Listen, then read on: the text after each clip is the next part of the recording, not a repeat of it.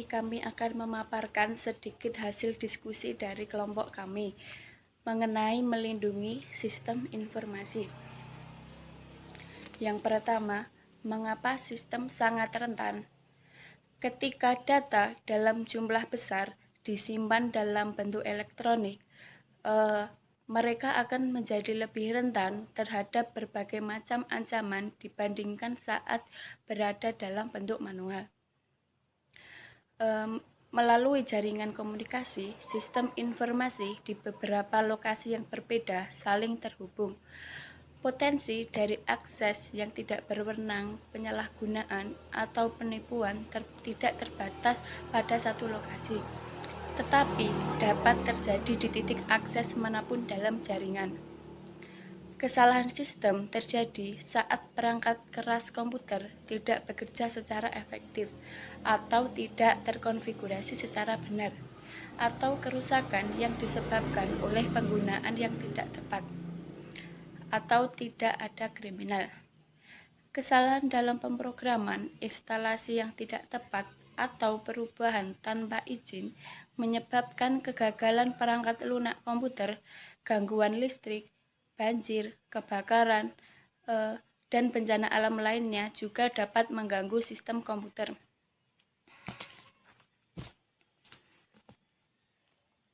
Smartphone mempunyai kelemahan keamanan yang sama seperti perangkat internet lainnya dan rentan terhadap perangkat lunak berbahaya dan penetrasi dari pihak luar. Smartphone juga digunakan oleh karyawan perusahaan juga tidak mengandung data sensitif seperti jumlah penjualan, nama pelanggan, nomor telepon, dan alamat email. Penyusup dapat mengakses sistem internal perusahaan melalui perangkat-perangkat ini. Yang pertama kerentanan internet. Jaringan publik yang luas seperti internet lebih luas dibandingkan dengan jaringan internal karena terbuka secara virtual bagi siapa saja.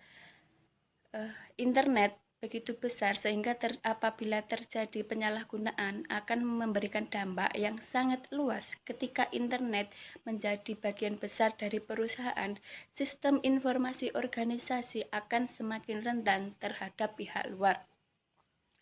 Kerentanan juga meningkat melalui penggunaan surel secara luas, pesan lisan, instant messaging, dan program pembagian arsip peer-to-peer.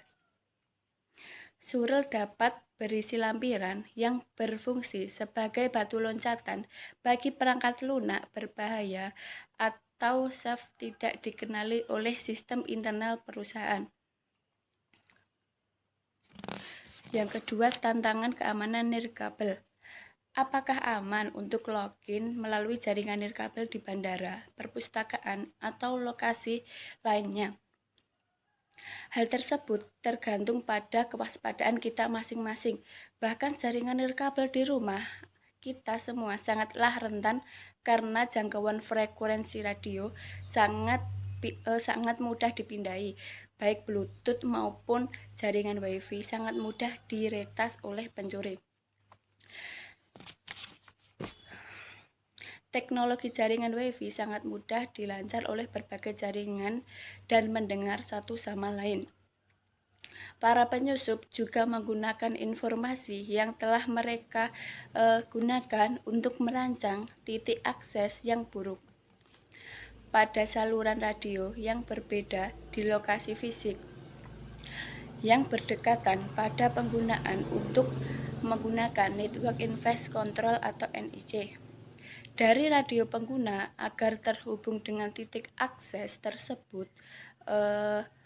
Setelah hubungan ini berhasil terjalin, para parites menggunakan titik akses untuk mengambil nama dan kata sandi dari pengguna agar pengguna tidak menaruh curiga. Selanjutnya yaitu perangkat lunak berbahaya, virus, worms, trojan horse, dan spyware.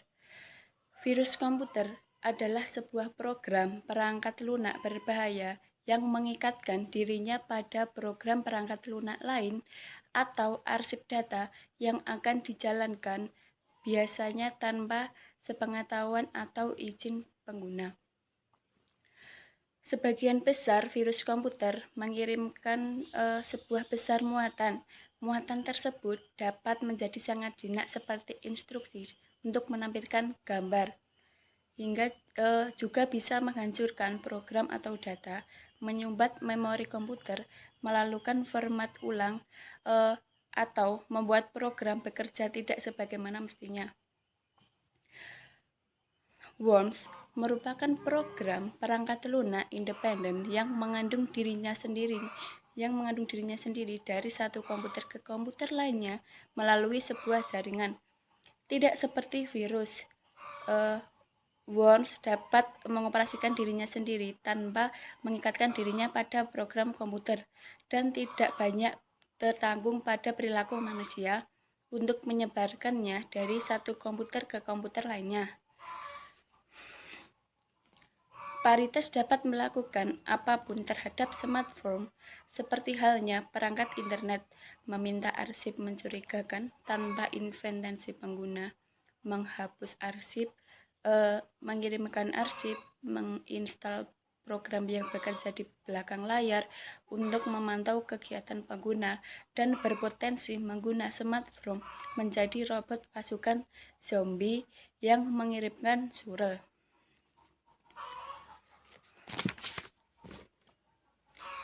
Selanjutnya, Trojan Horse. Trojan Horse adalah program perangkat lunak yang awal kemunculannya begitu jinak, kemudian berubah menjadi sesuatu yang tidak diharapkan.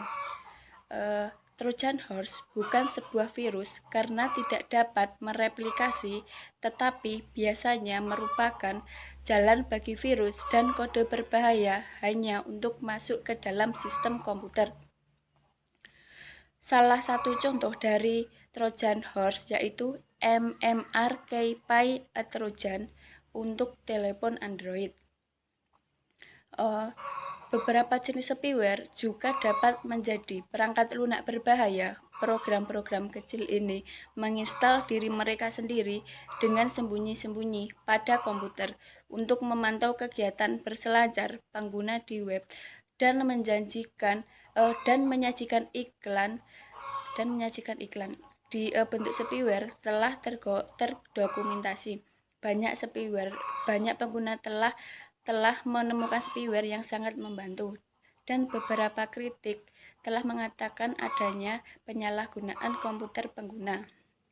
Beberapa bentuk spyware diprogram menjadi sangat jelas. Beberapa program spyware mengatur laman program browser, mengarahkan permintaan pencarian, atau menurunkan kinerja karena adanya terlalu banyak memori. Yang selanjutnya yaitu paritas dan kejahatan komputer yang akan dijelaskan oleh teman saya. Paritas dan kejahatan komputer. Seorang paritas atau hacker adalah individu yang berkeinginan untuk memperoleh akses tanpa izin dari sebuah sistem komputer. Dalam komunitas paritas, istilah hacker umum digunakan untuk menyebut paritas dengan niat kriminal, walaupun dalam media publik istilah hacker dan cracker digunakan bergantian. Yang pertama yaitu spoofing dan sniffing. Peretas mencoba untuk menutupi identitas asli mereka dan biasanya membuat tipuan atau spoofing, atau menggambarkan dengan salah diri mereka sendiri dengan menggunakan alamat surel palsu atau menyamar menjadi orang lain. Hal yang termasuk ke dalam spoofing diantaranya adalah mengarahkan tautan web ke sebuah alamat yang berbeda dengan yang dituju, dengan adanya penyamaran situs dari tujuan yang diinginkan. Sebagai contoh, jika peretas mengarahkan pelanggan ke situs web palsu yang sangat menyerupai situs aslinya, mereka dapat mengumpulkan dan memproses pesanan.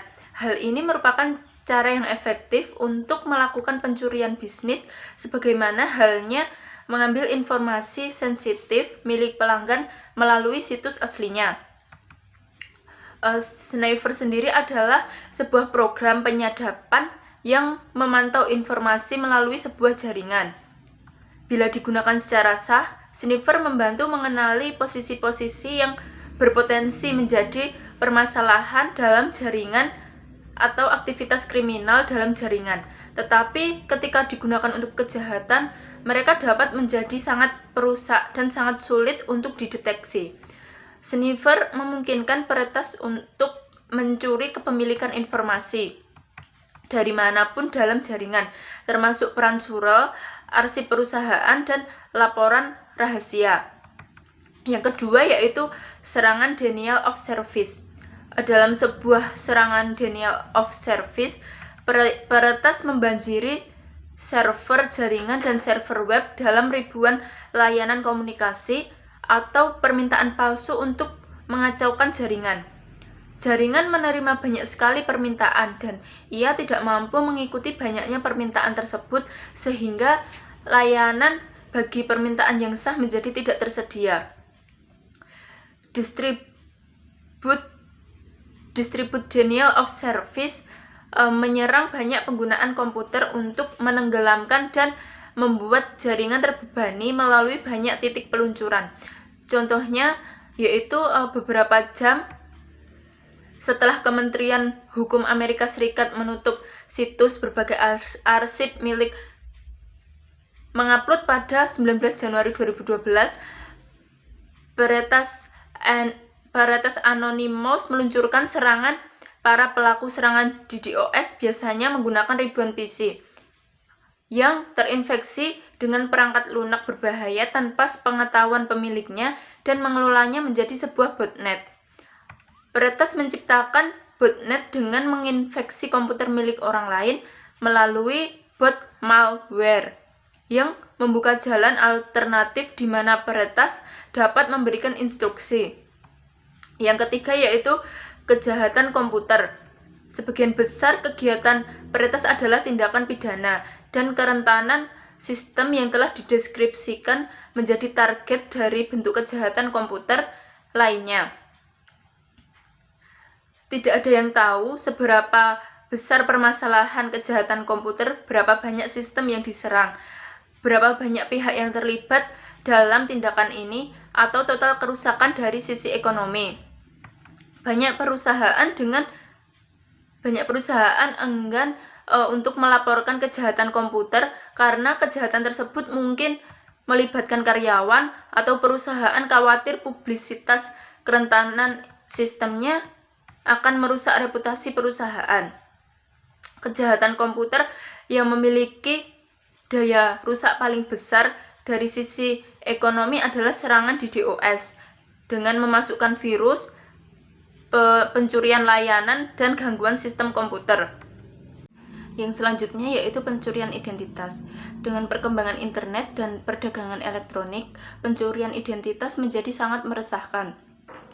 Pencurian identitas adalah sebuah kejahatan di mana seorang penipu memperoleh sejumlah penting informasi personal seperti nomor identifikasi jaminan sosial, nomor SIM, atau nomor kartu kredit untuk menipu orang lain.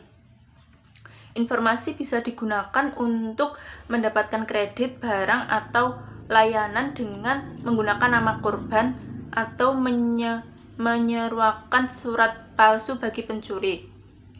Pencurian identitas telah berkembang di internet, di mana kartu kredit telah menjadi target utama para peretas situs web. Salah satu taktik yang semakin terkenal digunakan adalah bentuk dari spoofing yang bernama phishing.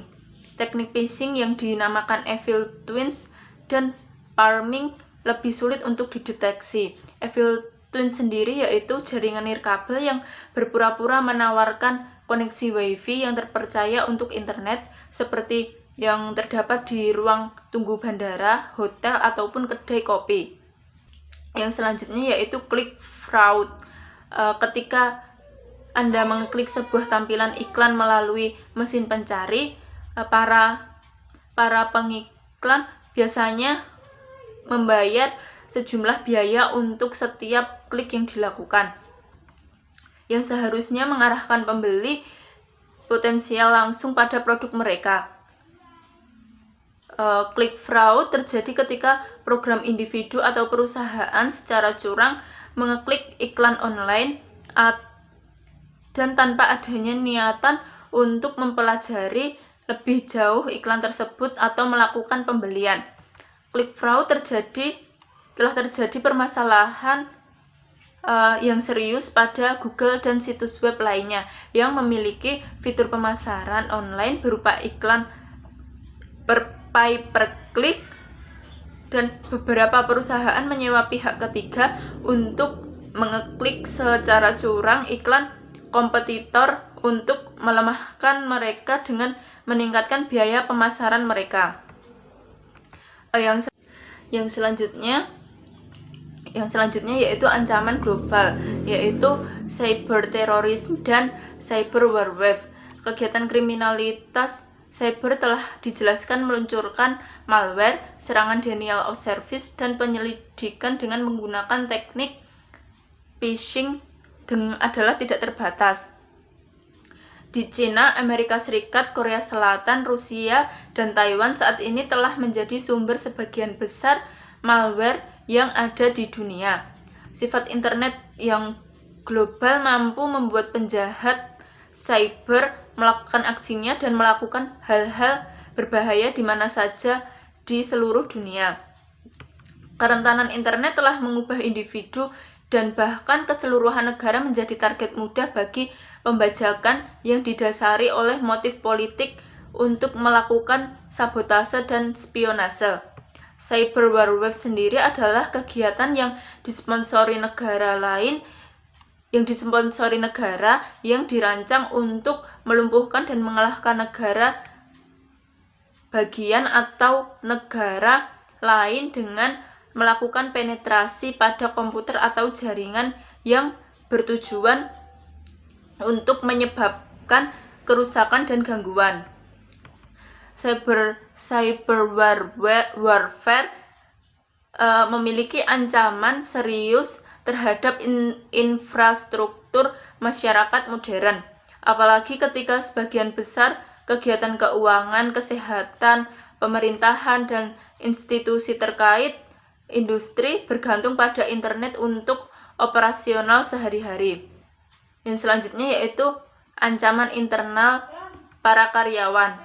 Kita cenderung berpikir bahwa ancaman keamanan terhadap sebuah bisnis berasal dari luar organisasi, tapi pada kenyataannya pihak internal perusahaan dapat menjadi ancaman keamanan yang sangat serius. Para karyawan memiliki akses menuju informasi rahasia, dan dengan lemahnya prosedur keamanan internal, mereka biasanya dapat menjelajah keseluruhan sistem organisasi tanpa meninggalkan jejak. Penyusup mencurigakan yang mencari akses sistem terkadang mengelabuhi karyawan agar memperlihatkan kata sandi mereka dengan berpura-pura menjadi anggota yang sah dari perusahaan yang membutuhkan informasi. Yang selanjutnya yaitu kerentanan perangkat lunak. Kesalahan perangkat lunak memiliki ancaman konstan pada sistem informasi, menyebabkan kerugian yang tak terhitung dalam sisi produktivitas, pertumbuhan kompleksitas, dan ukuran program perangkat lunak, disertai dengan permintaan akan pengiriman yang tepat waktu ke pasaran, telah berkontribusi pada peningkatan kecacatan dan kerentanan perangkat lunak. Sebagai contoh, kesalahan perangkat lunak di aplikasi iPad untuk melunasi tagihan kabel mereka atau cicilan rumah mereka. Misalnya, pada kenyataannya membayar sebanyak 2 kali. Permasalahan terbesar dari perangkat lunak adalah keberadaan bugs yang tersembunyi atau kode program yang cacat. Penelitian menunjukkan bahwa ada tidak mungkin secara virtual untuk mengeliminasi setiap bugs dari program yang besar. Sumber utama bugs adalah kompleksitas dari kode pengambilan keputusan. Membangun kerangka kerja untuk pengamanan dan pengendalian. Yang pertama ada pengendalian sistem informasi. Dalam pengendalian sistem informasi, baik manual maupun otomatis, terdiri atas kendali umum dan kendali aplikasi. Dalam kendali umum berpengaruh atas desain, keamanan, dan penggunaan program komputer dan keamanan arsip data secara umum seluruh infrastruktur teknologi informasi perusahaan. Secara keseluruhan, kendali umum digunakan pada semua aplikasi yang terkomputerisasi dan memuat kombinasi perangkat lunak, perangkat keras, prosedur manual yang mempengaruhi atau menciptakan lingkungan yang menyeluruh. Kemudian ada kendali aplikasi. Dalam kendali aplikasi ini adalah pengendalian khusus dan spesifik pada setiap aplikasi yang terkomputerisasi. Contohnya seperti pembayaran dan pemesanan. Kemudian pada kendali aplikasi ini mencakup baik prosedur manual maupun otomatis yang memastikan hanya ada data yang sah, yang akurat yang dapat digunakan pada aplikasi tersebut. Pada kendali aplikasi ini dikelompokkan menjadi 3, yaitu ada kendali input, kendali pemrosesan, dan kendali output. Dalam kendali input memeriksa keakuratan dan kelengkapan data yang akan dimasukkan ke dalam sistem. Kemudian dalam kendali pemrosesan ini meliputi penetapan data yang utuh dan akurat selama pemuktahiran tersebut dilakukan. Yang terakhir itu kendali output. Dalam kendali output ini harus diperiksa bahwa hasil itu sudah akurat, utuh, dan dapat didistribusikan dengan benar. Yang kedua yaitu penilaian risiko. Dalam penilaian risiko ini menentukan keadaan tingkatan risiko perusahaan jika terjadi suatu proses yang spesifik yang tidak dapat diantisipasi atau dikendalikan sebagaimana mestinya. Dalam hal ini memang tidak semua risiko ini dapat diantisipasi dan diukur, tetapi sebagian besar sebuah perusahaan atau bisnis ini dapat mengetahui bagaimana pemahaman menghadapi suatu risiko. Yang selanjutnya, yang ketiga yaitu kebijakan keamanan. Dalam kebijakan keamanan terdiri atas pernyataan peringkat risiko informasi, mengidentifikasi tujuan keamanan yang dapat diterima, dan mengidentifikasi mekanisme untuk mencapai tujuan tersebut.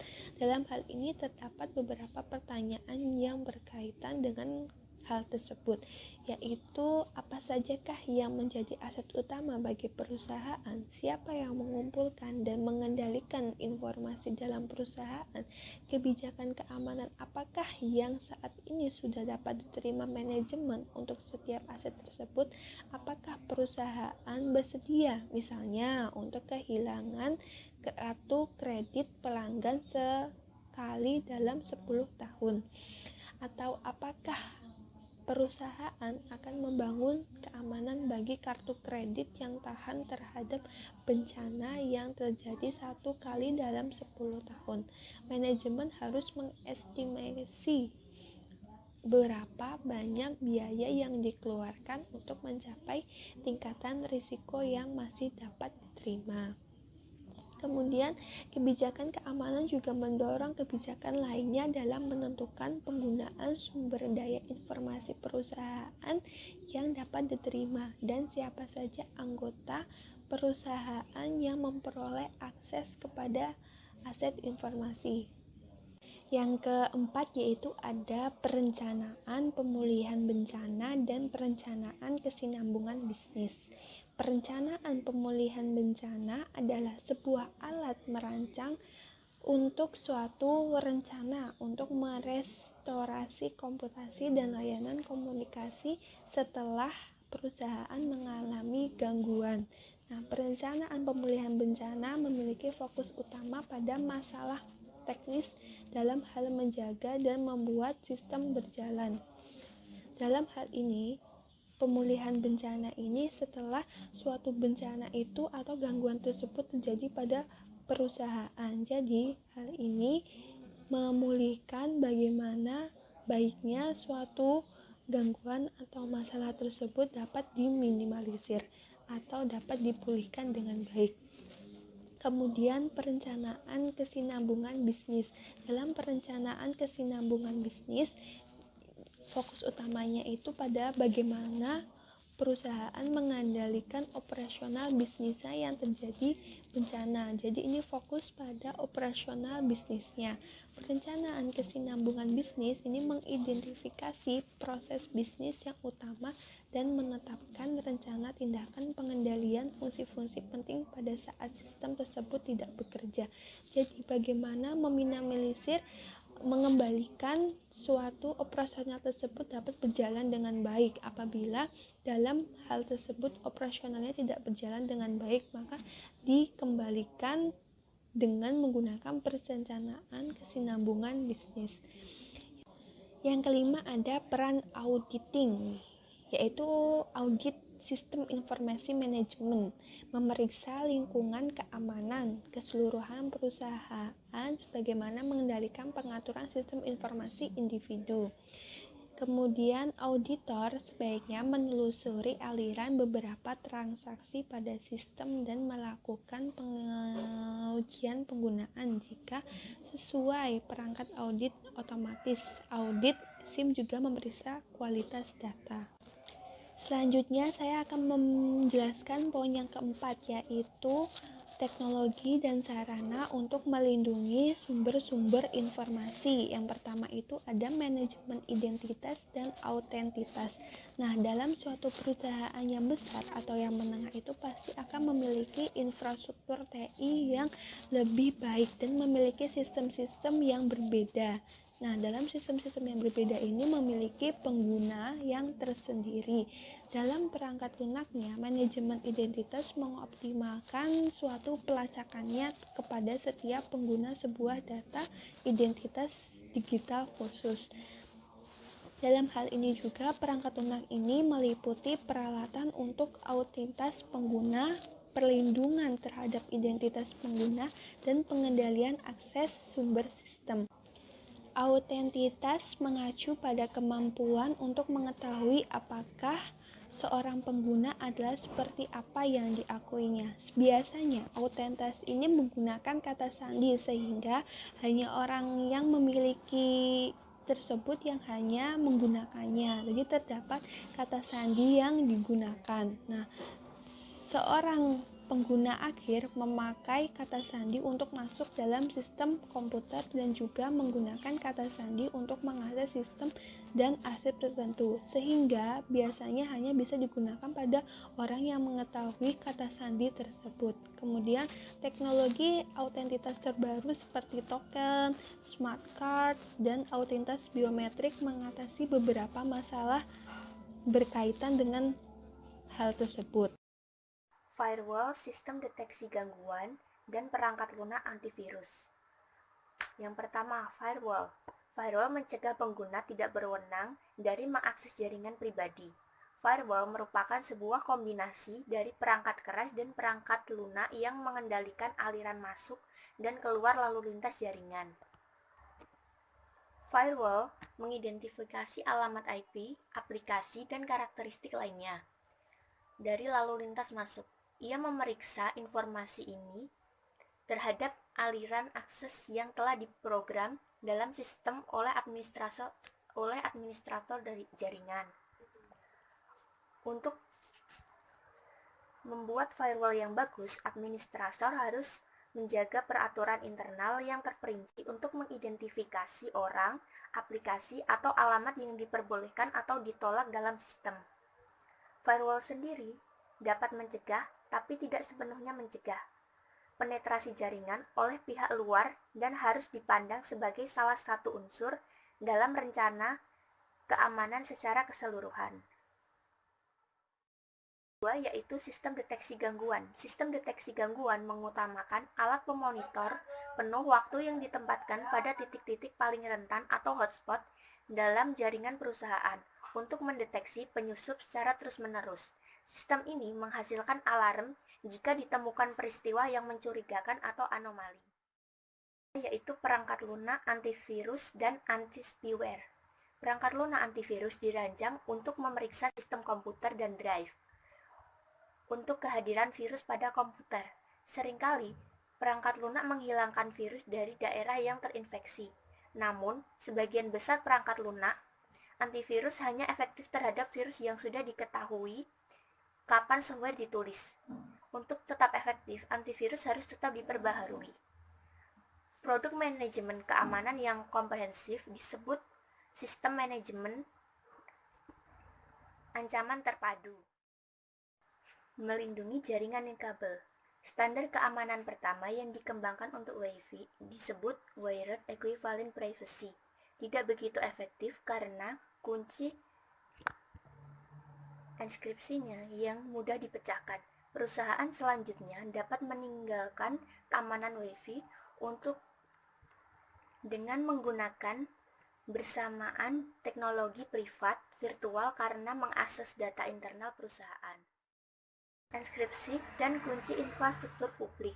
Banyak bisnis menggunakan enskripsi untuk melindungi informasi yang mereka simpan dan ditransfer secara fisik maupun mengirimkannya melalui internet. Enskripsi sendiri merupakan proses transformasi teks dan data ke dalam cipher yang tidak dapat dibaca oleh siapapun kecuali pengirim dan penerima.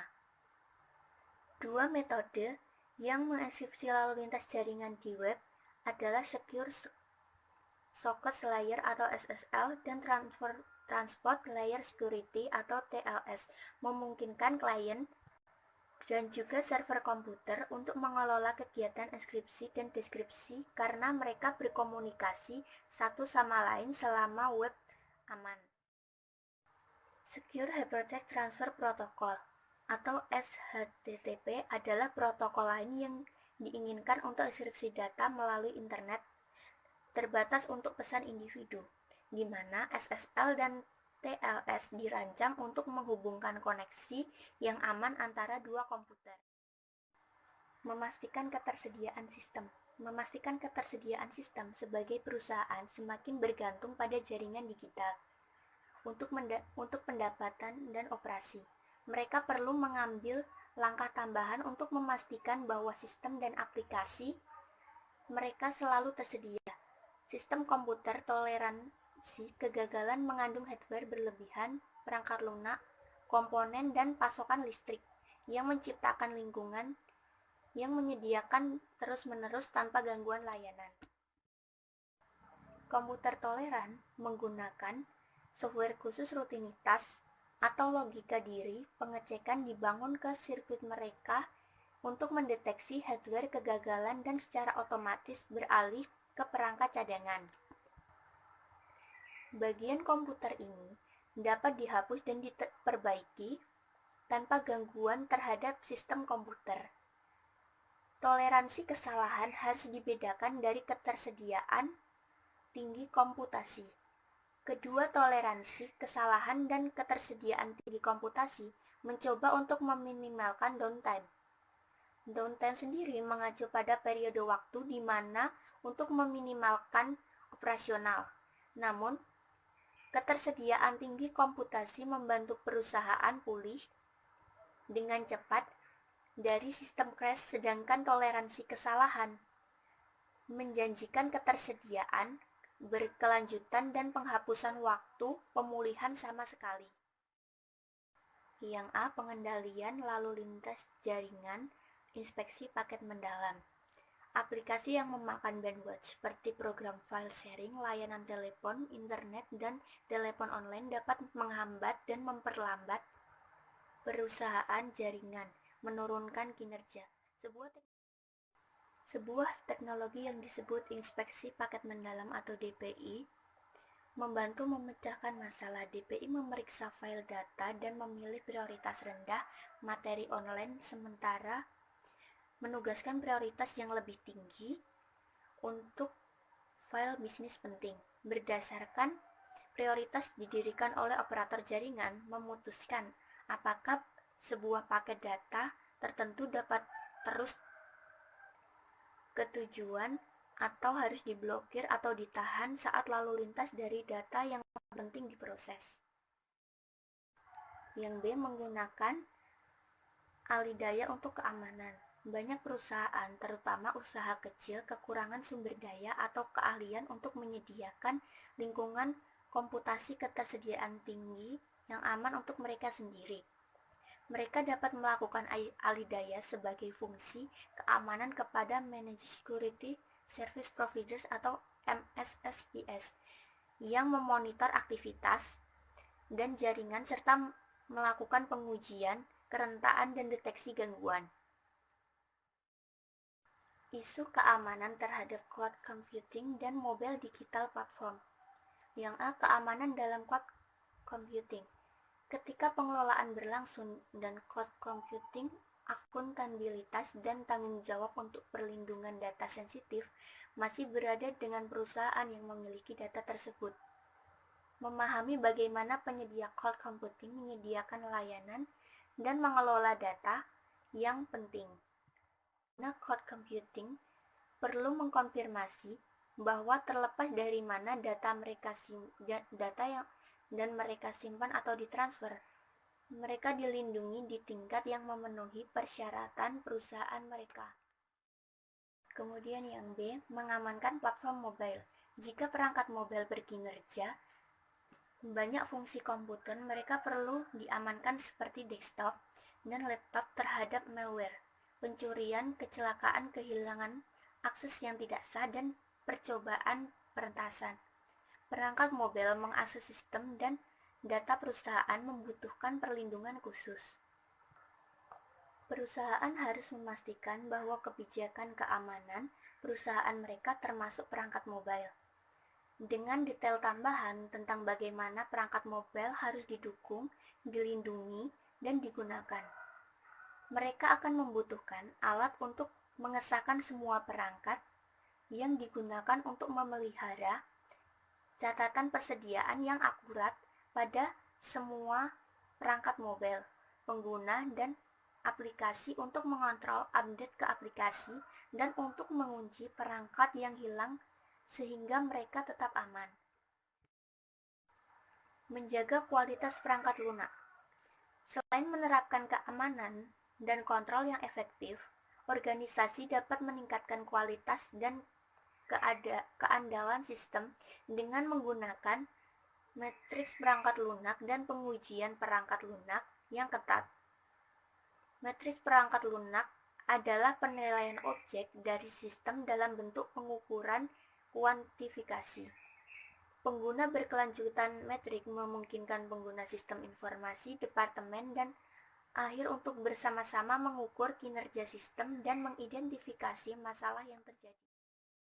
Pengujian yang baik dimulai bahkan sebelum program perangkat lunak ditulis dengan menggunakan workflow sebuah tinjauan spesifikasi dengan desain dokumen yang dipilih secara ketat untuk kontribusi setiap kualitas yang diuji.